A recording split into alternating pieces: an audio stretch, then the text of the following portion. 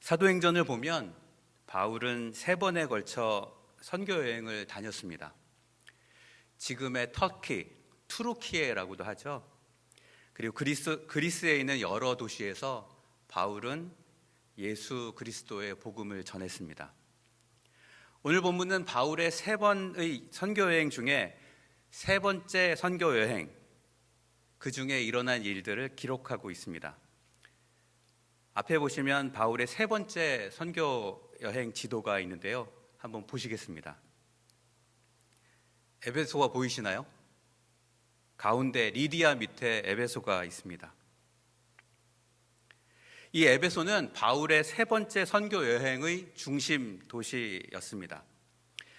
에베소는 항구 도시로 그 당시 인구가 30만 명에 이를 정도로 매우 큰 도시였고 로마 제국 동쪽 지역의 상업의 중심지이기도 했습니다. 이 도시에는 유대인들이 많이 거주하여 유대인 공동체가 형성되었고 그들이 예배드릴 수 있는 회당도 있었습니다. 바울은 2번째 선교 여행을 마치고 돌아가는 길에 에베소를 방문하였고 그곳에 교회가 세워졌습니다. 그 후 바울은 3번째 선교 여행을 시작하면서 에베소를 다시 방문하여 3년여 동안 머물면서 교회를 굳건히 세웠습니다. 바울은 에베소 교회를 굳건히 세운 후에 그리스 쪽으로 넘어가 여러 도시에 있는 교회들을 방문했습니다. 그리고 최종 목적지인 예루살렘으로 배를 타고 가기 위해 드로아라는 항구에 도착하였습니다. 드로아가 어디에 있는지 바울의 3번째 선교 여행 지도를 다시 한번 보겠습니다.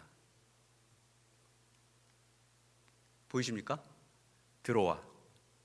오늘 본문을 이해하는 데 배경이 되는 에베소, 그 밑에 있는 밀레도, 그리고 드로아, 그 밑에 있는 아소가 지도상에 어디에 위치하고 있는지 한번 기억해 주시기 바랍니다.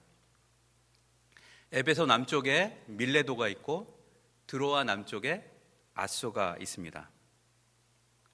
오늘 본문의 이전 내용을 보면 청년 유두고가 밤 늦게까지 바울의 설교를 듣다가 3층에서 떨어져 죽었다가 다시 살아나는 사건이 나옵니다. 이 사건이 벌어진 장소가 바로 드로아입니다. 바울과 동행했던 동료들은 드로아에서 최종 목적지인 예루살렘으로 가는 여행길에 오릅니다. 여기에서 함께 동행했던 동료들은 사도행전 20장 4절에 보시면 최소 7명으로 보입니다. 그런데 어찌된 일인지 바울은 동료들을 배에 태워 아소라는 곳으로 먼저 보냈고 그는 홀로 육지길로 아소까지 걸어갔습니다. 여기서 저는 드로아에서 아소로 가는 길이 어떤 길인지 궁금해졌습니다. 그래서 유튜브로 찾아보았더니 저랑 똑같은 생각을 하고 계신 분이 있었습니다. 그는 구글맵으로 드로아에서 아소까지 육지길을 따라가는 동영상을 만들었습니다. 그 동영상에 의하면 드로아에서 아소까지 바닷길은 약 60km, 38마일이고 육지길은 47km, 약 30마일 정도 된다고 합니다. 건강한 성인이 1시간에 보통 5km 혹은 3마일 정도 걸을 수 있다고 하니 바울이 해안선을 따라 아소까지 갔을 경우에는 12시간 정도 걸렸을 것이고 내륙길을 따라서는 10시간 정도 걸렸을 것입니다. 어느 쪽으로 갔던지 바울은 새벽 일찍 드로아를 떠나 늦은 저녁에 아소에 도착했을 것입니다. 오른쪽으로 바다를 끼고 아소를 향해 홀로 걸어가는 바울을 한번 상상해 보십시오.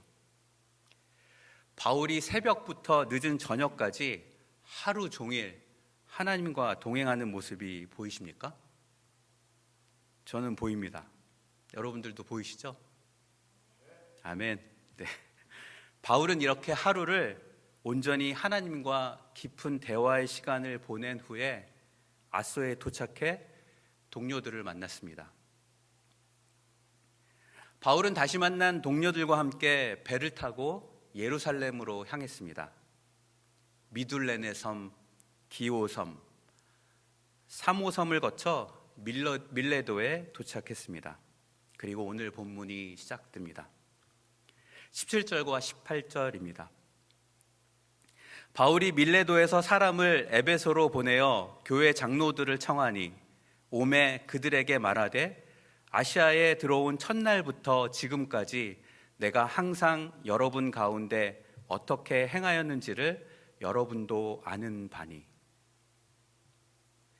밀레도에 도착한 바울은 동료들 중에 몇 사람을 에베소로 보내어 교회의 장로들에게 와주기를 부탁하였습니다. 다시 한번 바울의 세 번째 선교 여행 지도를 보겠습니다. 에베소와 밀레도가 보이시죠?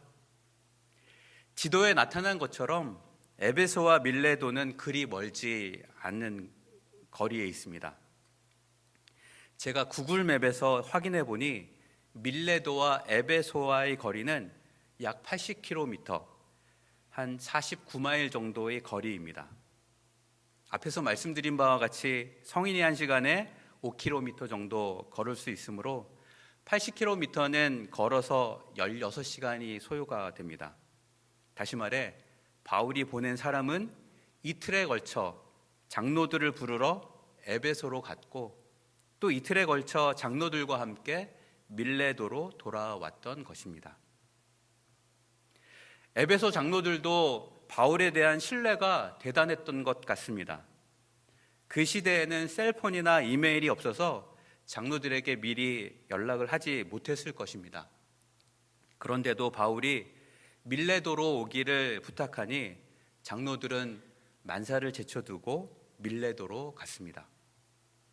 18절 맨 앞에 오메란 짧은 단어에서 에베소 장로들이 바울을 얼마나 신뢰하는지를 알 수 있습니다.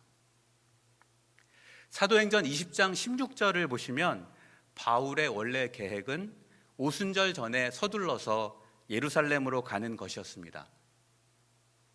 그런데 바울은 바쁜 일정 가운데서도 에베소의 장로들을 밀레도로 불렀습니다.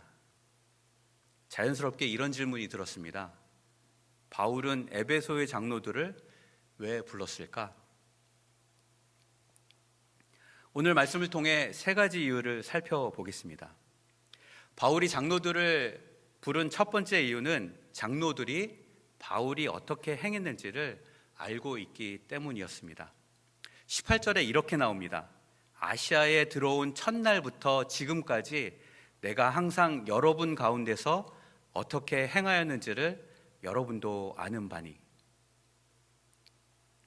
장로들은 바울이 에베소에 처음 왔을 때부터 지금까지 바울이 어떻게 행했는지를 아는 사람들이었습니다. 바울이 어떻게 행하였습니까? 19절부터 21절에 바울이 어떻게 행하였는지가 나옵니다. 저희 함께 읽어볼까요? 시작.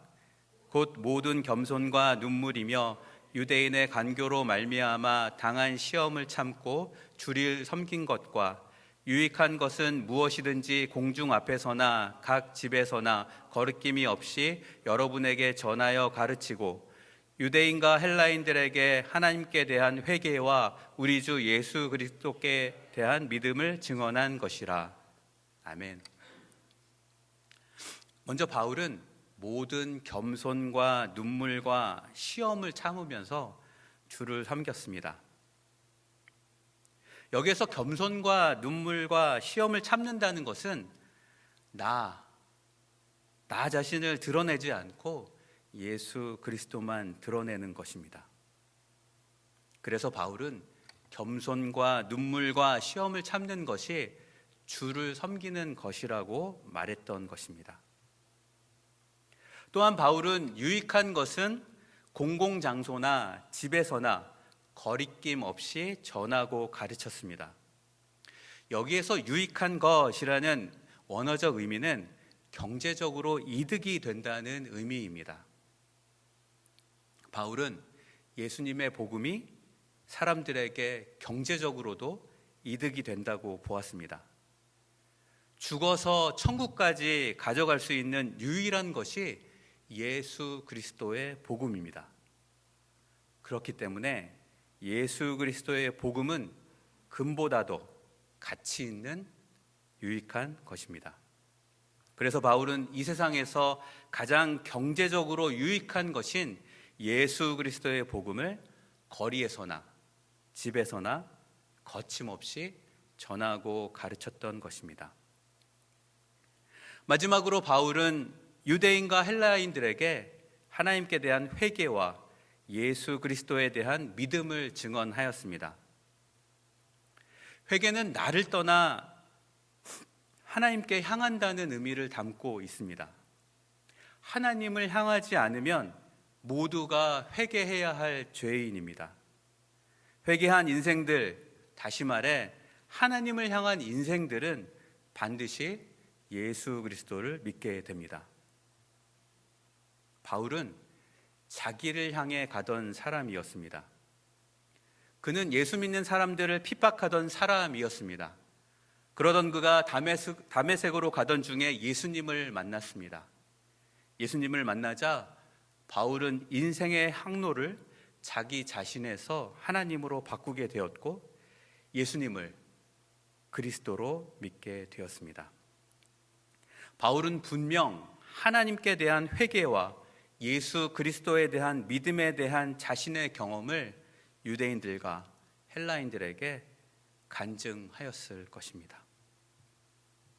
정리하자면 에베소의 장로들은 모든 겸손과 눈물과 시험을 참으면서 주를 섬겼고, 유익한 것은 공공장소나 집에서나 거리낌 없이 전하고 가르쳤고, 유대인과 헬라인들에게 하나님께 대한 회개와 예수 그리스도에 대한 믿음을 증언하였던 바울의 모습을 옆에서 지켜보았던 사람들이었습니다. 그래서 바울은 장로들에게 여러분도 아는 바니라고 말했던 것입니다. 바울이 장로들을 부른 두 번째 이유는 장로들에게 바울의 예루살렘 방문 계획을 알리기 위함이었습니다. 22절서부터 25절까지 나와 있는데 또 함께 읽어보도록 하겠습니다. 22절서부터 25절까지입니다. 시작.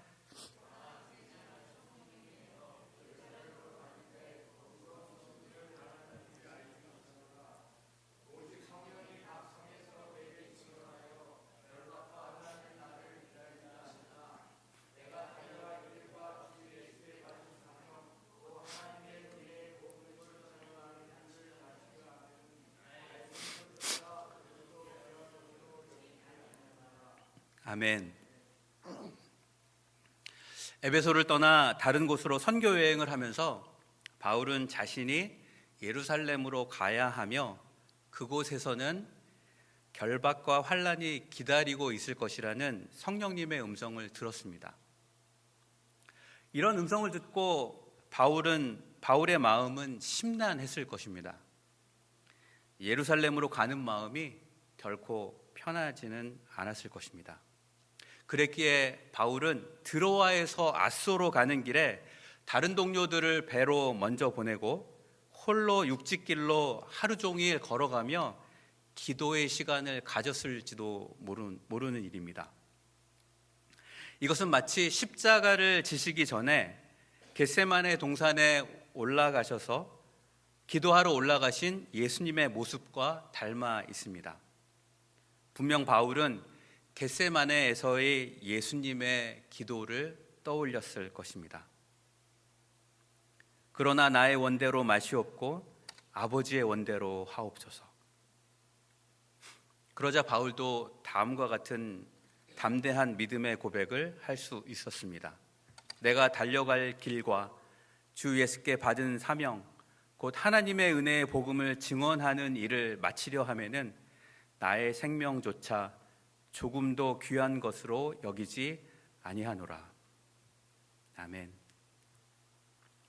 바울은 장로들에게 자신의 예루살렘 행위, 성령님의 인도에 의한 것이며 나의 생명보다 예수님께 받은 사명, 즉 하나님의 복음을 증언하는 일이 더 귀한 것이라는 놀라운 고백을 하였던 것입니다. 마지막으로 바울이 장로들을 부른 세 번째 이유는 장로들이 바울을 다시 보지 못할 것이기 때문이었습니다. 25절부터 27절까지입니다. 제가 읽어보도록 하겠습니다. 보라, 내가 여러분 중에 왕래하며 하나님의 나라를 전파하였으나 이제는 여러분이 다 내 얼굴을 다시 보지 못할 줄 아노라.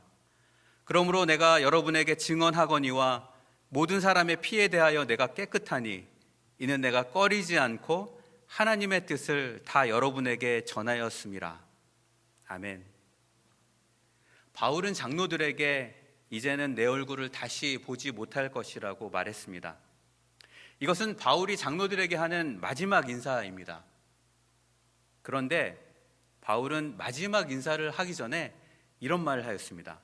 내가 여러분 중에 왕래하며 하나님의 나라를 전파하였으나. 마지막 인사를 하기 전까지 바울은 여러분 가운데 두루 다니며 하나님의 나라를 전파했다는 것입니다. 그것도 모든 사람의 피에 대하여 내가 깨끗하다는 표현을 써서 열심으로 전파했다고 말합니다. 이 표현은 에스겔서 3장 17절에서 21절까지에 나옵니다. 만일 선지자가 백성에게 경고하지 않아 악인이 죄악 중에서 죽게 되면 선지자가 악인의 피에 대하여 책임을 져야 한다는 내용입니다. 바울은 에스겔의 말씀에 나온 것처럼 자신을 심판의 위험을 알려야 하는 영적인 파수꾼으로 생각하였습니다. 그래서 바울은 에베소 사람들에게 인간을 구원하고 생명을 주시려는 하나님의 뜻, 즉 예수 그리스도의 복음을 거침없이 전했던 것입니다. 모든 사람의 피에 대하여 깨끗하게 하기 위해서 말입니다. 바울은 에베소 장로들에게 마지막 인사를 하기 전까지 영적인 파수꾼의 역할을 충실히 했던 것입니다. 이것은 마치 바울이 장로들에게 마지막 인사를 하게 되어 많이 슬프다. 그러나 하나님의 뜻을 여러분에게 다 전하였으니 다시 만나지 못해도 후회할 것이 없다라고 말하는 것 같습니다. 정리해보자면 바울이 에베소 장로들을 밀레도로 부른 이유는 첫째, 장로들이 바울이 어떻게 행했는지를 알고 있기 때문이었고, 둘째, 장로들에게 바울의 예루살렘 방문 계획을 알리기 위함이었으며, 마지막으로 셋째, 장로들이 바울을 다시 보지 못할 것이기 때문이었습니다. 위의 세 가지 이유를 묵상하면 묵상할수록 바울이 장로들에게 마지막으로 기도 부탁하기 위해 장로들을 불렀다는 생각이 들었습니다. 위의 세 가지 이유를 바울의 기도 제목으로 바꿔보면 신기하게도 예수님, 성령님, 하나님이 모두 등장합니다. 첫째 기도 제목은 계속해서 예수님을 섬기는 삶을 살 수 있도록, 둘째 기도 제목은 성령님의 인도하심으로 예루살렘으로 갈 수 있도록, 셋째 기도 제목은 자기의 목숨이 다하기까지 거침없이 하나님의 뜻을 전할 수 있도록.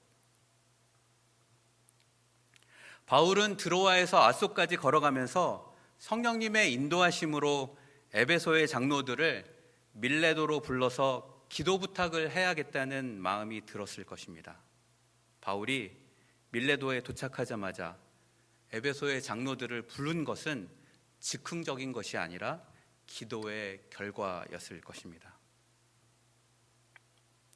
이제 바울은 사랑하는 장로들에게 교회를 위하여 세 가지 부탁의 말을 전합니다. 첫 번째 부탁은 자기를 위하여 온 양떼를 위하여 삼가라입니다. 28절입니다. 여러분은 자기를 위하여 또는 온 양떼를 위하여 삼가라. 성령이 그들 가운데 여러분을 감독자로 삼고 하나님이 자기 피로 사신 교회를 보살피게 하셨느니라. 하나님이 예수님의 피로 사신 교회에서 성령님이 장로들을 감독자로 세우셨습니다. 하나님, 예수님, 성령님, 즉 삼위 하나님이 장로들을 감독자로 세웠던 것입니다. 즉 교회의 주인은 삼위 하나님이며 감독자는 주인께 선택받은 자리입니다.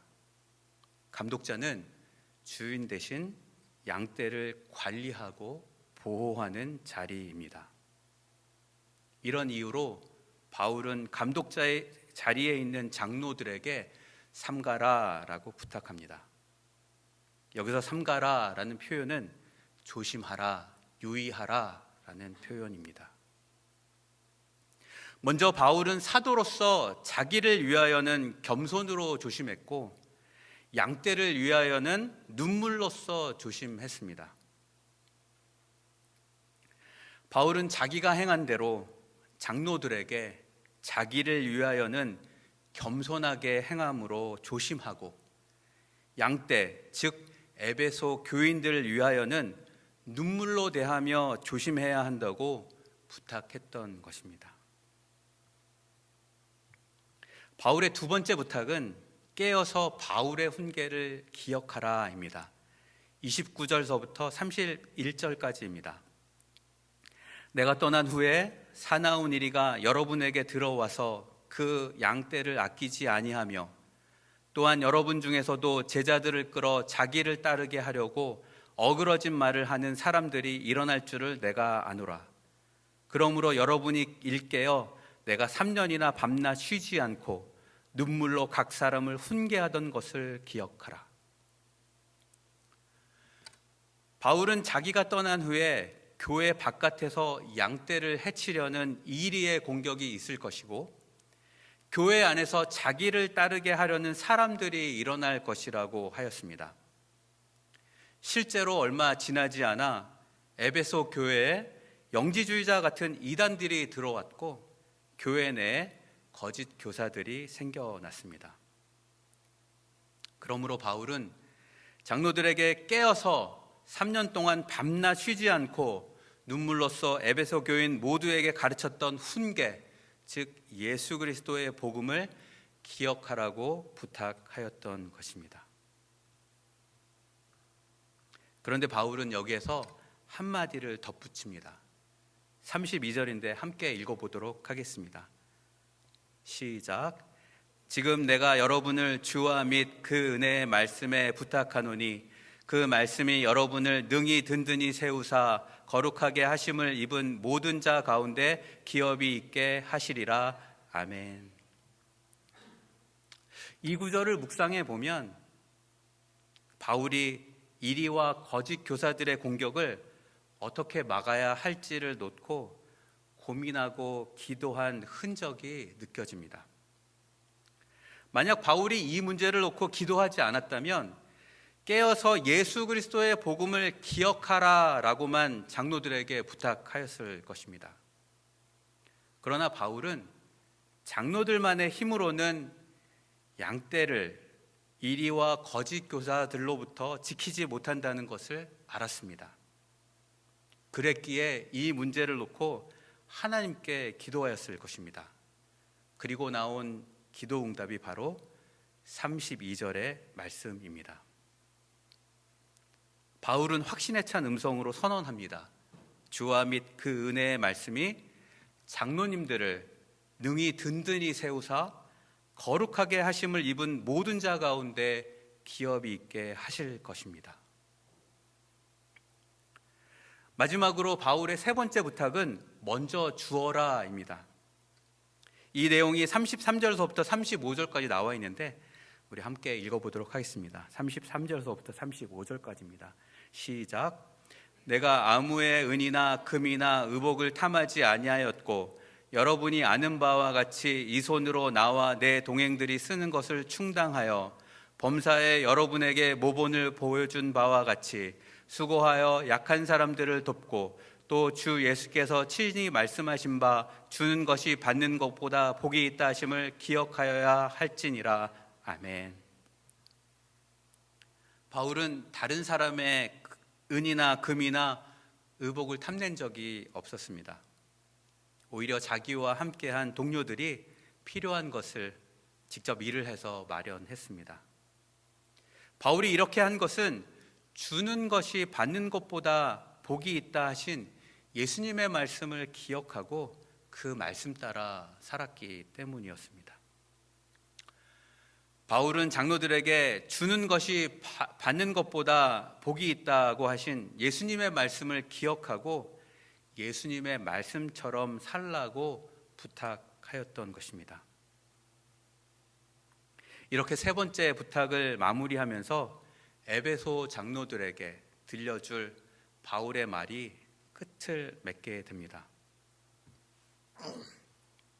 이제 바울과 장로들은 헤어질 시간이 되었습니다. 36절부터 38절까지입니다.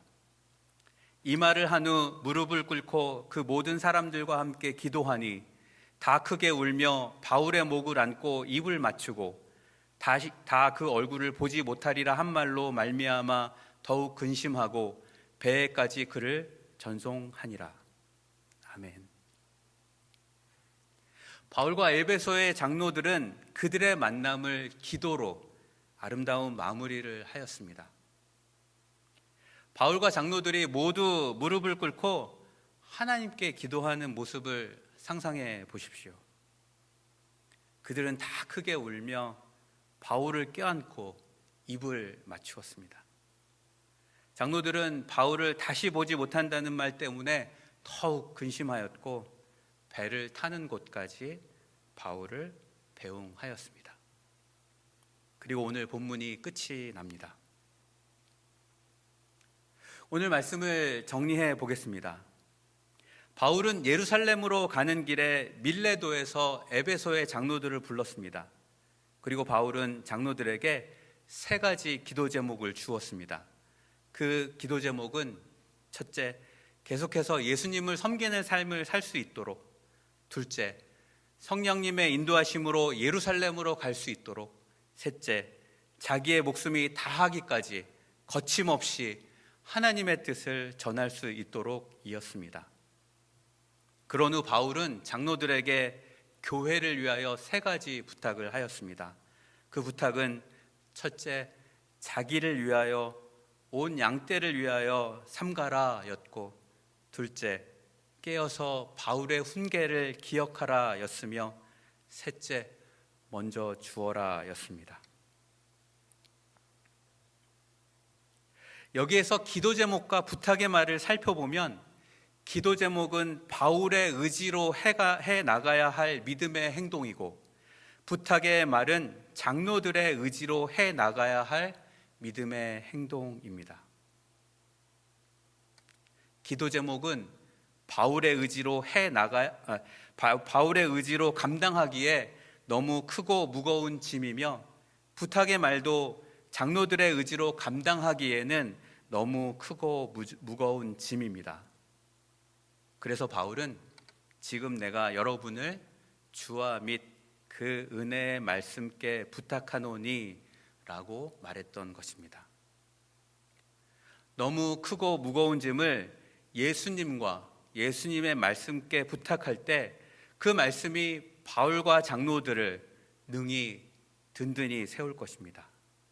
그래서 바울의 기도 제목이 바울의 믿음의 여정 가운데 이루어지고, 장로들의 부탁의 말이 장로들의 믿음의 여정 가운데 이루어지게 될 것입니다. 실제로 바울은 기도 제목처럼 예수님을 섬기는 삶을 살게 되었고, 성령님의 인도하심으로 예루살렘까지 가게 되었으며, 순교하면서까지 하나님의 뜻을 전하게 되었습니다. 주와 및 그 은혜의 말씀이 바울의 기도 제목을 능히 든든히 세웠던 것입니다. 이 믿음의 원리는 우리에게도 적용됩니다. 우리가 선한 의도로 우리의 의지를 가지고 믿음의 행동을 할 때 꼭 함께 해야 할 것이 있다는 교훈을 줍니다. 그것은 나의 믿음의 행동을 주와 및 그 은혜의 말씀께 부탁해야 한다는 것입니다. 그럴 때 우리의 믿음의 행동으로 인해 인간인 내가 드러나는 것이 아니라 오직 예수님만 드러나게 될 것입니다. 사랑하는 애장 교인 여러분, 주와 및 그 은혜의 말씀께 내 자신을 부탁해 보기로 한번 결단해 보시지 않으시겠습니까? 예수의 뜻과 예수의 생각이 무엇인지 알기 위해 하나님의 말씀을 매일 읽고 묵상하고 그 말씀대로 실천해 보시기를 권면드립니다. 애장 카카오 그룹톡에서 하고 있는 성경 통독을 이용하셔도 좋을 것 같고요. 그리고 매주 수요일 날 말씀 산책에 나오셔서 또한 말씀을 나눠도 좋을 것 같습니다. 이렇게 매일매일 하나님의 말씀과 함께 한다면 나의 뜻과 나의 생각이 아닌 예수의 뜻과 예수의 생각으로 나를 가득 채우게 될 것이고, 우리의 믿음의 결단과 행동이 모든 겸손과 눈물과 인내로서 예수만을 섬기게 될 것입니다. 오늘 하나님께서 주신 말씀대로 내 자신을 주와 및 그 은혜의 말씀께 부탁하는 축복이 저와 여러분 모두에게 있기를 주님의 이름으로 축원드립니다.